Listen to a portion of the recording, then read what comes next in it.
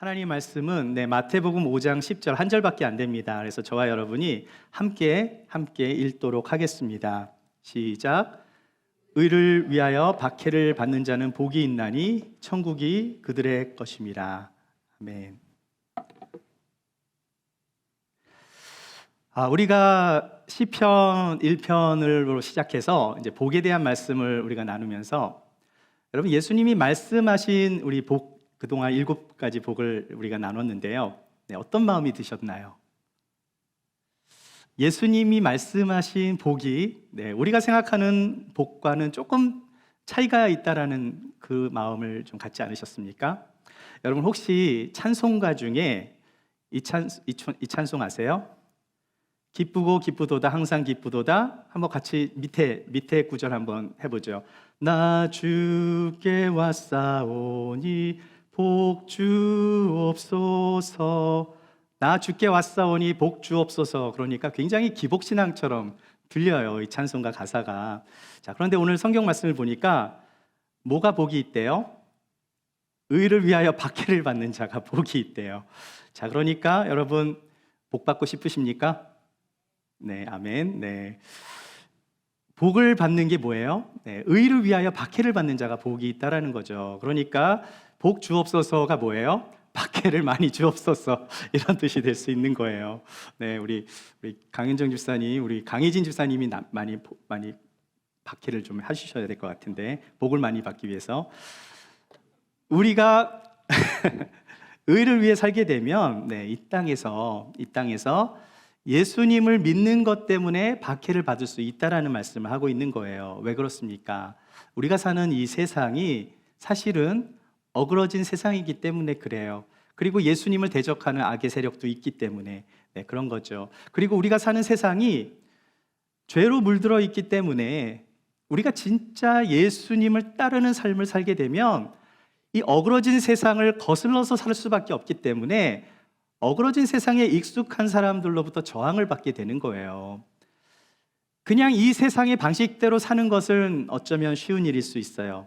왜냐하면 모두가 다 그러한 생활에 익숙하고 다수가 그렇게 생각하고 있기 때문에. 그러나 예수님의 뜻대로 산다라는 것, 예수님의 그 말씀에 순종하며 살아간다라는 것은 세상을 거스리는 삶이 되는 거예요.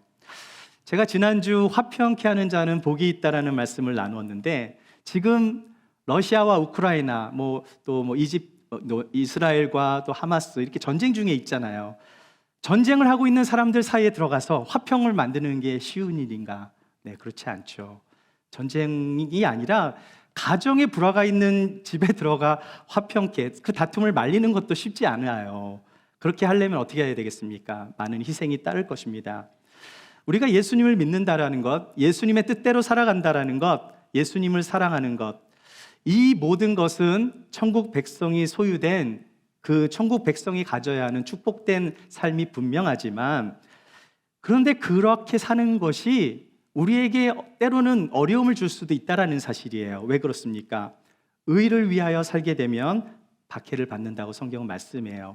자, 그래서 다시 한번 우리 본문 말씀을 의미를 생각하며 다시 한번 읽어보겠습니다. 시작. 의를 위하여 박해를 받는 자는 복이 있나니 천국이 그들의 것임이라. 박해를 받는 자들이 어떤 사람이에요? 복이 있는 사람이라고 성경은 말씀하는데, 하지만 우리 가운데 계신 우리 모든 분들은 박해를 받기 원하시는 분들은 아마도 없을 것 같아요. 우리는 모두 예수를 잘 믿고 평탄한 삶을 살아가길 원하지 고난이 있거나 박해를 받는 삶은 원하지 않습니다. 여러분, 헬라 원어에 이 박해라는 뜻이요, 박해라는 뜻이 디오코인데, 이 단어는요 그냥 가벼운 상처를 말하거나 조금 불편하게 여기는 그 정도의 단어가 아니에요. 디오코는 아주 스트롱한 단어입니다. 어떤 뜻이 있어요? 쫓아버리다. 믿음 때문에 쫓겨나는 거죠. 어떤 방법으로든 괴롭힘을 당하는 것, 고통을 받는 것, persecute. 우리 영어로는 persecute이죠. persecution. 이 단어가 어떤 단어냐면 굉장히 스트롱한 단어예요. 막 괴롭힘을 당하고 예수 그리스도 때문에 쫓김을 당하고 또 막 큰 상처와 깊은 고민과 심각한 고통을 가져다 주는 이 박해라는 것, 이 박해라는 단어가 디오코예요. 여러분 중에 박해를 받고 싶으신 분 없잖아요, 그렇죠?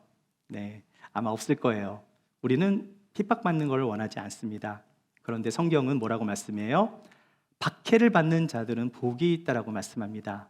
무엇 때문에 박해를 받는 거죠? 무엇 때문이죠? 의를 위하여. 의를 위하여 박해를 받는 자들이 복이 있다라는 거예요. 이 말씀은 자기 잘못으로 인하거나 자기 때문에 받는 고난이 아니라 의를 위하여 받는 핍박과 고난이라고 말씀해요. 그렇다면 의를 위하여 받는 핍박과 박해를 말할 때 이 의는 무엇을 말하는 것일까? 우리가 지난번에 우리가 성경에서 마태복음 5장 6절에서도 의에 줄이고 목마른 자는 복이 있다라는 말씀을 할 때 그 의는 어떤 의라 그랬어요? 하나님의 의라고 우리가 배웠잖아요. 그 5장 6절에서 말하는 의와 지금 10절에서 말하고 있는 의는 같은 단어입니다. 혹시 제가 그때 헬라어로 설명을 해드렸는데 기억하시는 분이 있을지 모르는데 헬라어로 의가요 디카이오시네예요. 자꾸 잊어버리죠. 이렇게 외우세요. 복음성가 중에 성령이 오셨네, 디카이오시네. 네, 안 비슷한가? 디카이오시네. 이렇게 한번 외워보세요. 디카이오시네가 뭐라고요? 하나님의 의. 자, 지난번에도 말씀을 나누었지만 세상에도 의로움이 있어요. 있습니까? 없습니까? 있잖아요. 세상의 종교에 의로움이 있어요? 없어요? 네, 있어요. 민족의 의의가 있습니까? 없습니까? 나라를 위해서 막 희생했던 사람들 얼마나 많아요. 우리 대한민국에도 그런 사람도 굉장히 많았잖아요. 하지만 그들의 의와 성경이 말하는 의의 차이가 뭐죠? 성경이 말하는 의와 세상에서 말하는 의의 차이는요, 하나님이 없는 것에 대한 차이예요. 세상은 사람이 생각하는 의의를 이야기하지만 성경이 말하고 있는 의의는 하늘에 계신 하나님의 의가 이 땅 가운데 사는 믿음의 사람들을 통하여 실현되는 의를 말하는 것입니다. 그 의는 세상의 의보다 더 나은 의여야 하는데 그 의가 뭐예요? 디카이오시네, 하나님의 의라고 말씀하고 있는 거예요. 그래서 오늘 본문을 보시면 이 8번째 복은요, 앞에 7가지는 거의 한 절씩만 나왔잖아요. 그런데 오늘 말씀은 이 10절 말씀을 하고 난 다음에 2절이 더 나와요. 자, 그래서 어떻게 이어지는지 보겠습니다. 11절 같이 읽어보겠습니다. 시작. 나로 말미암아 너희를 욕하고 박해하고 거짓으로 너희를 거슬러 모든 악한 말을 할 때에는 너희에게 복이 있나니. 자, 10절에서 의를 받는 사람들이 박해를 받는 자, 그들이 복이 있다고 말씀하셨는데 11절로 가서 예수님이 뭐라고 말씀하세요? 나로 말미암아. 이 나로 말미암아 박해를 받는 이 말씀, 이 단어를 주목하셔야 돼요. 다시 말해서 의를 위한 박해는 어떤 박해예요? 예수 그리스도를 믿는 그 믿음 때문에 받는 박해를 말씀하고 있는 거예요. 그 박해는 어떤 박해입니까? 주님을 따라 순종하기 원하고 주님을 닮아가기를 원하고 주님의 방법대로 또 주님의 뜻대로 살기를 원하고 주님의 뜻에 나의 가치관을 맞춰서 살아가려는 그 삶의 모습에서 박해를 받을 수 있다는 거죠. 여러분, 우리는 신앙생활을 우리가 예수님을 잘 믿겠습니다라는 신앙생활을 잘하고 있는데요, 가끔씩 우리가 고난을 당할 때 이 고난이 예수님 때문에 당하는 고난인지 아니면 우리 자신 때문에 받는 고난인지 좀 혼동이 될 때가 있어요. 저도 오랫동안 고난을 받아본 사람입니다. 제가 어릴 때 좀 개구장이었거든요. 장난치는 것을 좋아했는데 그 장난이 이제 어른이 되니까 말장난으로 바뀌었어요. 그러다 보니 제가 이 워드 플레이를 할 때가 좀 많아요. 세상 사람들 그걸 아재 개그라고 하더라고요. 저는 분명히 워드 플레이를 한 건데 사람들은 그걸 아재 개그라고 하면서 저를 핍박해요. 가장 저를 많이 핍박하는 사람이 있는데 제가 누구라고 말은 하지 않겠습니다. 그런데 그분이 지금 교회에 있어요, 분명히. 제가 말을 안 해도 여러분이 알 수 있는 방법이 있어요. 그건 뭐냐면 제가 워드 플레이를 할 때마다 저를 엄청 째려보는 사람이 그분입니다. 문제는 제가 그 정도 박해에 쉽게 넘어지지 않는다는 사실이에요. 제 안에 불굴의 의지가 있기 때문에 그 정도의 고난은 감당할 수 있기 때문에 계속 하고 있는데, 그래도 요즘 많이 자제하고 있습니다. 여러분, 제가 노력하고 있다는 사실을 아셔야 돼요. 저 때문에 또 시험 받으면 안 되니까, 그렇죠, 절제를 하는 건데, 그런데 그렇게 해서 받는 고난은 예수님 때문에 받는 고난은 아니에요. 만약 어떤 사람이 토요일 밤에 밤새도록 드라마를 보다가 너무 피곤해서 머리도 아프고 교회에 오지 못했습니다. 이 피곤함이 누구 때문에 온 거죠? 드라마 때문이다라고 말할 수도 있겠지만 아니죠. 절제하지 못하는 자기 자신 때문에, 예수님 때문에 받는 고난이 아닌 거예요. 정말 여러분 생각해 보세요. 밤새도록 막 술을 마셨어요. 다음날 머리가 아파서 아무것도 하지 못해. 누구 때문에 받은 고난입니까? 예수님 때문에 받는 고난이 아닌 거죠. 자기가 잘못해서, 절제하지 못해서 받는 고난인 거예요. 우리가 무엇을 잘못해서 받게 되는 고난은 그것을 박해라고 하지 않습니다. 그건 그냥 결과일 뿐이에요. 만약에 어떤 사람이 죄를 지었어요. 법을 어겨서 남한테 피해를 줬습니다. 피해를 줘서 그게 들통나서 어려움을 당했다면 그건 박해가 아니라 처벌을 받는 거죠. 때로는 우리가 받는 고난이 어떤 것으로 포장이 될 때도 있습니다. 그러니까 자기가 원하는 것을, 내가 이걸 원하는데 돌려서 마치 다른 사람이 원하는 것처럼 말을 하면서 그것을 자기가 하고 싶은 생각을 직접 말하는 게 아니라, 이런 사람이 딴 사람이 이렇게 얘기했더라 이러면서 합리화시키는 사람들도 있고요. 때로는 신앙의 행위가 이 자신의 불의를 덮는 보호막이 될 때도 있어요. 무슨 말이에요? 이걸 내가 신앙으로 덮어버려. 예를 들면 내가 뭔가를 하고 싶은데 하나님의 이름을 팔아가면서 마치 하나님 뜻인 양 내 것을 주장하는 거예요. 이런 거는 자신의 행동을 무엇으로, 신앙으로 덮어버리려고 하는, 정당화시키는 사람들이죠. 이러면서 하나님을 위하여 고난을 받는다고 하지만 사실은 자기 때문에 받는 고난일 가능성이 많은 거예요. 베드로전서 2장 20절을 보시면 이렇게 말씀합니다.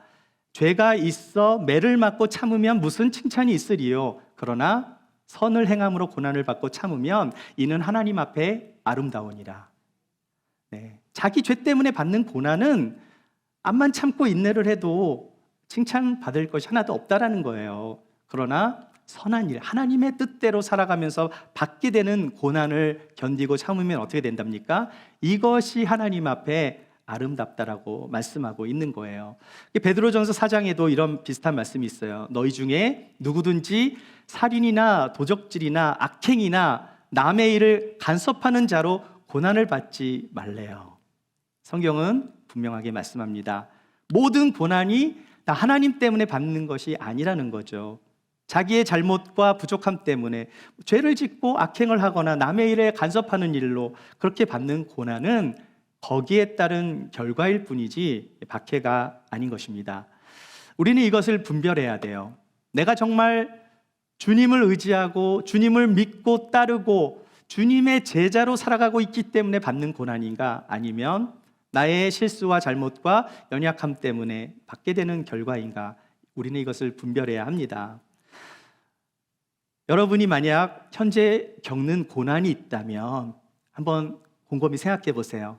내가 받는 이 고난이 나의 잘못 때문인가, 아니면 하나님 때문에 받는 것인가?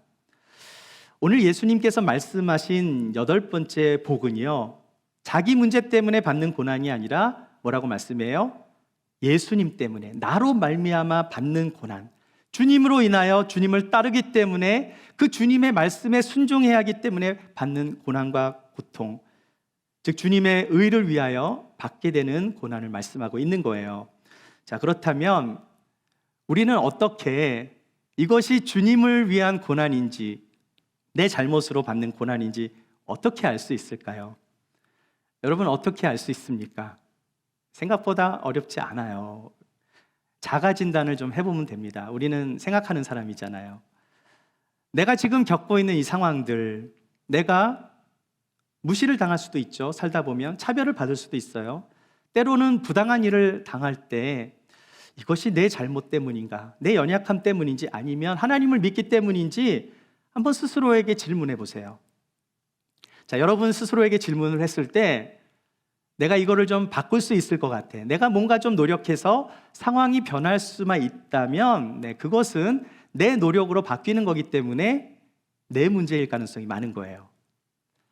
똑같은 상황인데 내가 좀 더 겸손해지고 내가 좀 더 지혜롭게 행동하고 조금 더 노력하고 조금 더 친절하게 했을 때, 예를 들면 제가 아재 개그를 자제할 때 그래서 상황이 변화되고 달라진다면 그것은 나의 부족함 때문에 받는 고난일 가능성이 많은 거예요.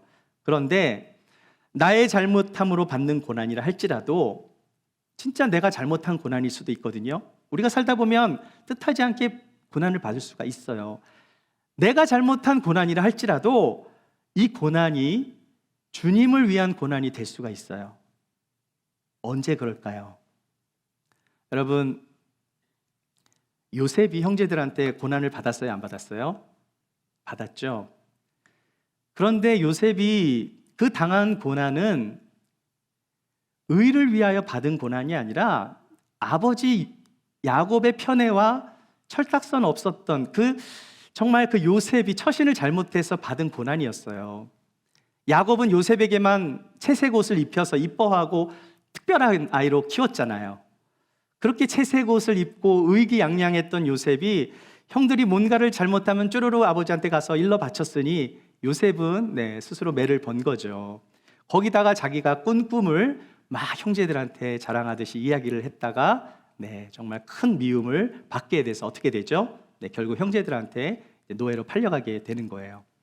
자, 그런데 이 잘못은 아버지 야곱과 요셉의 잘못일 수도 있는 거예요. 그런데 요셉의 고난이 언제부터 하나님 때문에 받는 고난이 됩니까? 언제 그 터닝 포인트가 언제였죠? 요셉이 애굽에 팔려갔었잖아요. 그런데 그가 자신이 모시던 주인인 보디발의 이 집사의 역할을 하면서 같이 일을 얼마나 잘했어요. 그런데 보디발의 아내가 젊고 잘생긴 요셉을 계속 유혹하는 거죠. 자, 그런데 요셉이 그 유혹을 이겨냅니다. 뿌리쳐요. 그 자리를 피해요. 결국 그 고난이 누구 때문에 온 거죠? 젊고 혈기왕성했던 요셉이 고난을 받을 수밖에 없었던 것은 자기가 섬기는 주인 보디발과 하나님께 죄를 짓지 않겠다라는 그의 신앙 때문이었어요. 죄의 누명을 쓰고 이제 요셉이 감옥에 갔잖아요. 그런데 요셉은 변명을 하지 않습니다. 믿음의 삶을 계속해서 살았을 때 그가 받은 고난은 어떤 고난이 됩니까? 하나님을 위한 고난으로 바뀌게 된 거예요. 어릴 적 자기가 꾼 꿈을 형제들한테 자랑했을 때 그때 형제들한테 버림을 받고 요셉이 고난을 받았지만 그의 고난이 하나님을 위한 고난이 되었을 때 요셉은 감옥에 있던 사람들의 꿈에 귀를 기울이게 돼요. 요셉은 더 이상 사람들 앞에서 자기가 어릴 때 꾼 꿈을 자랑하지 않았습니다. 대신 다른 사람을 향해 관심을 갖게 되었을 때 요셉은 술 맡은 관원의 꿈을 해몽하게 주게 되었고요. 그 일로 인해서 2년 후에 바로의 꿈을 해석해 주면서 총리에 오를 수 있었던 거예요. 결국 요셉은 그의 믿음으로 세상을 거스른 삶을, 믿음의 삶을 살았던 것입니다. 세상에 동화된 삶이 아니라 믿음으로 세상을 거스리는 삶을 살았을 때 그는 고난인데 그 고난이 어떤 고난이었어요? 하나님을 위한, 하나님을 믿기 때문에 자신의 신앙을 지키기 위해 받는 고난이 되었고 그 고난을 복이 있는 사람이라고 말씀하고 있는 거예요. 따라서 복이 있는 사람은 어떤 사람입니까? 하나님의 의를 이룬 복이 되는 거예요. 우리는 21세기를 살아가면서 우리가 성경에서 나오는 사도 바울처럼 복음을 전하다가 40에 하나 빠진 매를 5번이나 맞고 이 정도의 고난은 우리는 지금은 받지 않아요. 물론 지금도 북한이라든지 이란이라든지 아프가니스탄이라든지 이런 나라들이 있습니다. 핍박하는 나라들이 있지만 최소한 우리가 살고 있는 미국이나 또 대한민국, 한국에서는 그런 핍박은 받지 않아요. 그런데 여전히 우리는 고난을 받을 때가 있습니다. 종류가 다른 고난이에요. 때로는요, 우리가 지금 이곳에서 예배드리는 교회가 감리교회입니다. 저희는 감리교단이 아니에요.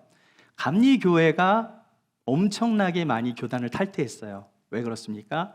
교단에서 동성연애 문제를 합법화시키니까 거기에 반발하기 위해서 교회가 건물이고 뭐고 다 팽개쳐 놓고 교회를 나가고 있는데요. 그것도 핍박이 될 수 있는 거예요. 교단이 교회를 내쫓아요. 자기들의 신앙하고 다르니까. 믿음을 지키기 위해서 그렇게 선택을 하는 겁니다. 다른 모양의 고난이 될 수 있는 거죠. 때로는 우리가 누군가로부터 고난을 받을 때가 있어요. 누군가의 잘못으로 고난을 받는데 이것이 예수님을 위한 고난이 될 수가 있어요. 제가 한번 예를 들어 볼게요. 우리는 가정에서 부모와 자식 간의 관계에서도 고난을 받을 수 있습니다. 우리는 완전하지 않잖아요. 야곱과 요셉의 형제들 사이에서도 누가 가져온 고난입니까? 그 고난이 가정의 어떤 갈등 구조 안에서 생겨난 고난이 있잖아요. 우리 각 가정마다 다른 모양으로 우리는 살고 있는데 우리는 다 완전하지 않기 때문에 그 고난이 가정의 오래된 갈등 구조 때문에 저절로 받게 되는 고난들이 있어요.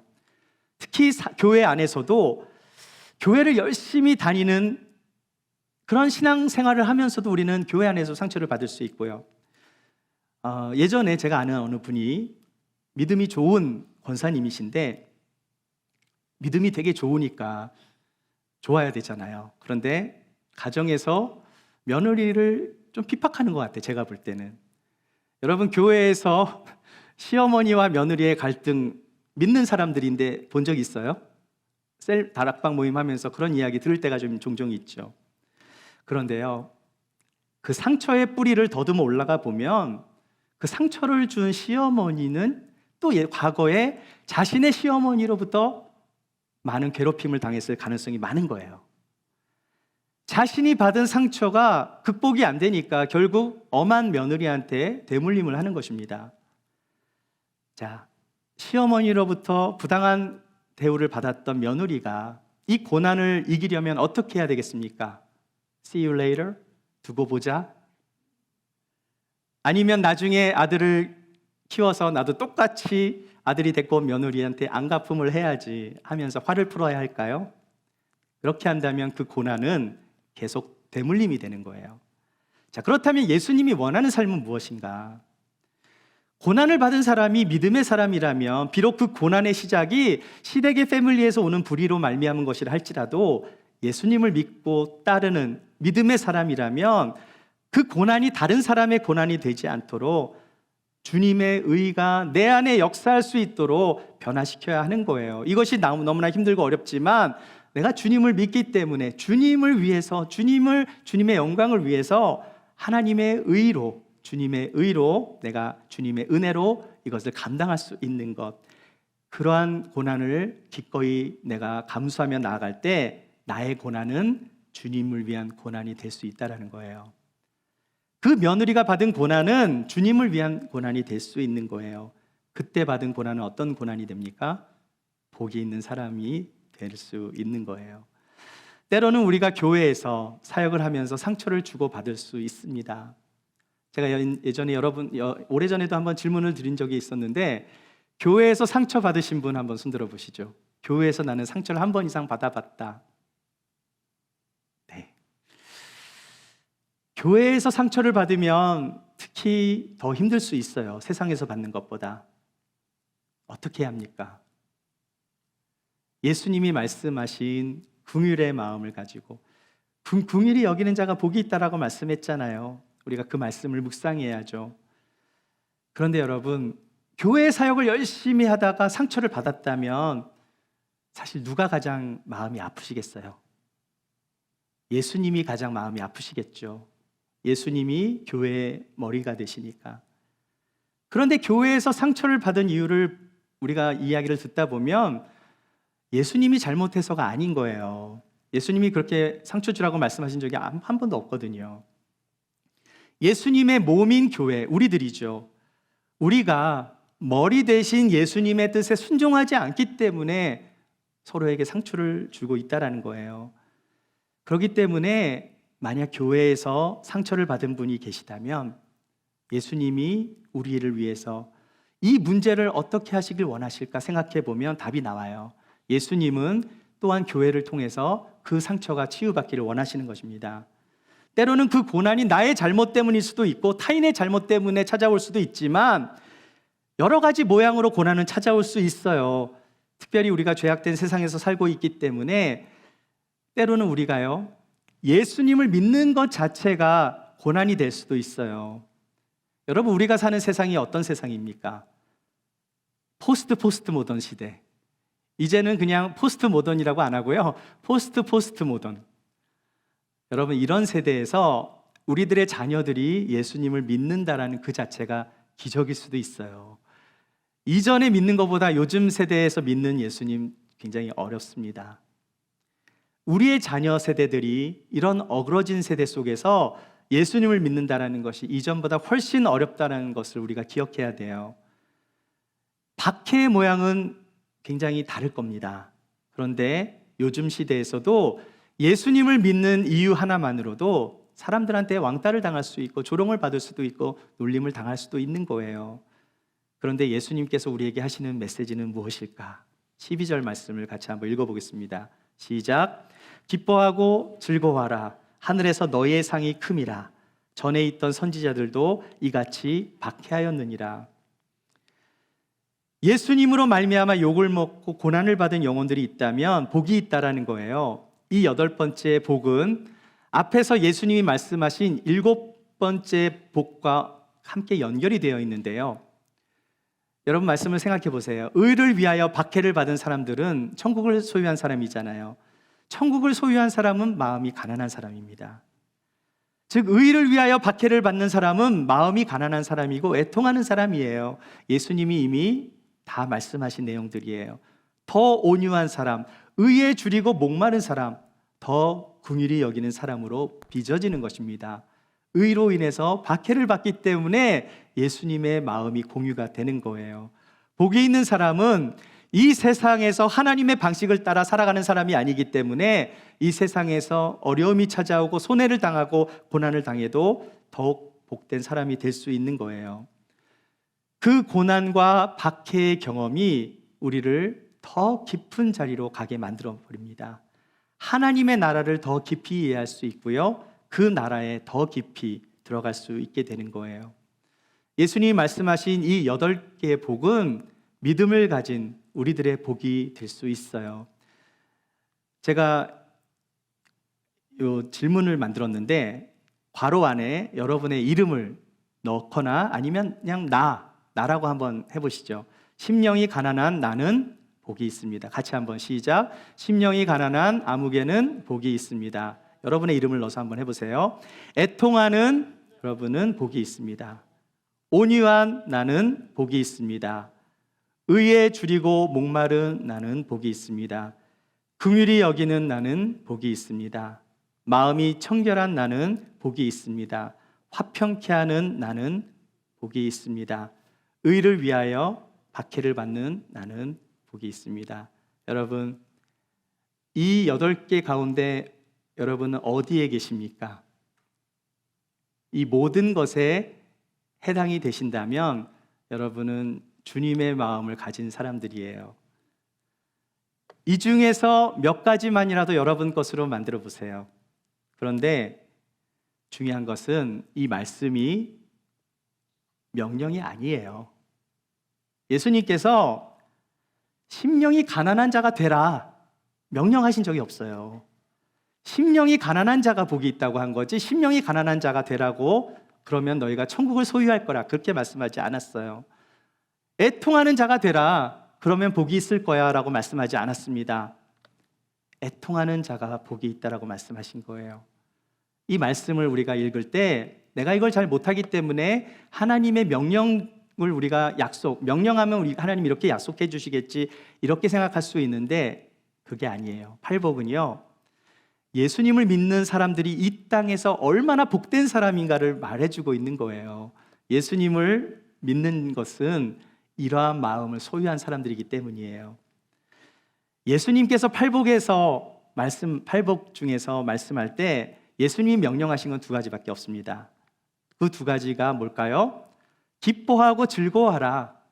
예수님 명령하신 건 이 2가지밖에 없어요. 기뻐하고 즐거워하라.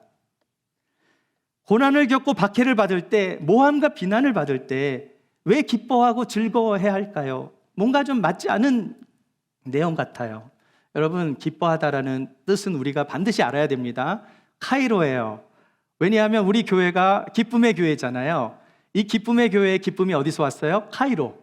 카이로의 기쁨입니다. 이 카이로의 기쁨은 카리스, 은혜에서 온 겁니다. 은혜를 통해서 우리는 기쁨을 얻는 거예요.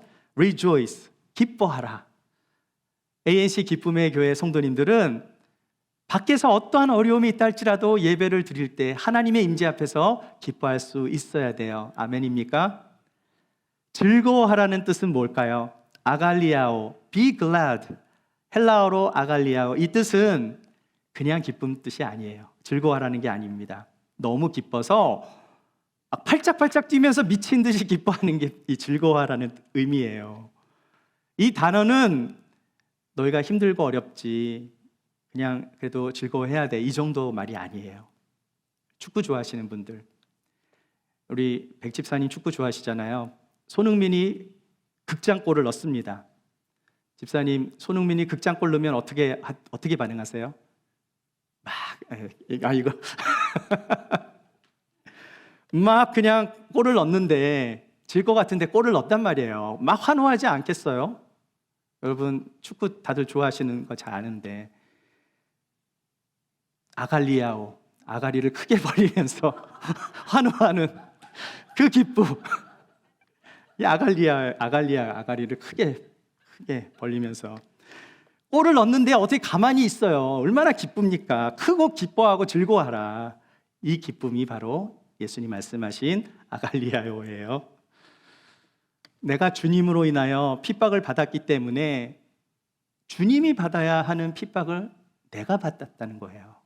여러분, 주님이 십자가에 달리셨는데 십자가를 지고 따라간다는 거 뭐예요? 내가 그 십자가를 지고 가는 거예요.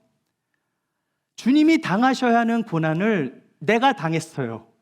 사실은 나 때문에 주님이 당한 건데 내가 그 주님의 고난에 동참한 거죠. 여러분, 이거보다 더 큰 영광이 어디 있습니까? 우리가 주님을 위해서 살아가잖아요. 주님을 깊이 만나잖아요. 그 주님의 은혜가 내 마음 가운데 풍성히 임하게 되는데 그 기쁨은 세상이 줄 수 없는 기쁨이 되는 거예요. 내가 주님의 고난에 참여했다는 것을 깨닫는 순간 말할 수 없는, 정말 이 세상에서 줄 수 없는 놀라운 기쁨이 내 마음 가운데 찾아오게 되는 거예요. 그런데 기뻐하고 즐거워해야 하는 이유가 또 있습니다. 무슨 이유일까요? 하늘에서 너의 상이 큼이라. 성숙한 그리스도인이라면 아니에요, 하나님, 우리는 보상을 위해서 이걸 바라고 주님을 믿은 것이 아닙니다라고 말할 수 있을 거예요. 그런데 이 말씀은 상을 받기 위해서 신앙생활을 하라는 말씀이 아닙니다. 이 말씀은 이 땅에서 하나님의 의를 위하여 살아갈 때 우리가 이 땅에서 하나님의 의를 경험하게 될 뿐만 아니라 천국에 가서도 경험을 할 텐데 무엇을 경험해요? 하나님의 큰 보상이 있다라는 거예요. 그 보상이 어떤 보상인지는 정확히 알 수는 없어요. 하지만 예수님 분명히 말씀하십니다. 하늘에서 너희의 상이 크다라고 말씀하세요. 우리는 그 말씀을 믿으면 되는 거예요. 네. 그런데 우리가 예수님 때문에 고난을 받으면서 기뻐하고 크게 즐거워할 수 있는 이유가 또 하나 있어요. 뭘까요? 뭐 때문에 우리가 기뻐할 수 있을까요? 그것은요, 우리가 경험하는 이 어려움들이 진짜 신앙이라는 사실을 증거하기 때문이에요. 여러분이 진짜 신앙을 가지고 있다면 이러한 어려움들을 우리가 만나게 되는데 이 어려움들을 통해서 내가 진짜 믿음이 있는 사람이구나를 알게 되는 것입니다. 이 땅에서 받은 박해는 믿음의 선진들이 모두 경험했던 그 박해였어요. 그 고난은 우리가 상상할 수도 없는 고난을 받았습니다. 그들이 받았던 박해를 받았던 이유가 뭐 때문이었죠? 그들이 신앙을 잘못하고 있었기 때문에 받았나요? 오히려 그들이 믿음을 끝까지 지켰기 때문에 받은 고난이었어요. 그들의 신앙이 진짜 신앙이었기 때문에 받은 고난이었다는 거예요. 사랑하는 여러분, 의를 위하여 박해를 받는 자 복이 있는 사람입니다. 의를 위하여 박해를 받는 자가 복이 있다라는 것은 현재 완료형이에요. 즉 핍박과 그 고난의 과정을 통과한 믿음의 사람들이 받게 되는 복을 말하고 있습니다. 여러분의 삶 속에서 주님으로 인하여 고난을 받고 있는지 곰곰이 생각해 보세요. 여러분, 빛과 어두움은 함께 공존할 수 없어요. 내 안에 빛이 임하면 어둠은 물러가게 되어 있습니다. 중요한 건 뭐예요? 우리가 날마다의 삶 속에서 그리스도의 의로 옷을 입어야 하는 거예요. 그리스도의 의로 가득 채워지면 우리는 세상 속에서 어떠한 고난과 핍박과 박해가 있다 할지라도 넉넉히 이길 힘을 얻게 되는 것입니다. 내 안에 뭐가 생기죠? 바이러스가 침투할 때 내 안에 이 면역이 생기면 이길 수 있잖아요. 그리스도와 함께 동행하는 삶을 살 때 어떠한 공격이 올지 할지라도 이것이 세상의 박해가 될 수도 있고 영적인 것일 수도 있고 집안에서 들어올 수도 있고 환경으로 오는 걸 수도 있지만 그럴 때마다 그리스도의 옷을 입고 그리스도의 의로 가득 채워지면 그 승리는 이 세상에서의 승리만이 아니라 천국에 가서도 받을 수 있는 영광의 면류관이라고 말씀하고 있는 거예요. 주님이 다시 오시는 그날까지 우리가 이 땅에서 하나님의 의를 위해 살아가실 때 세상의 관점이 아닌 주님의 관점으로 이 땅을 바라보며 고난과 환난 속에서도 기쁨과 즐거움을 빼앗기지 않는 복이 있는 사람들이 되시기를 주의 이름으로 축원합니다.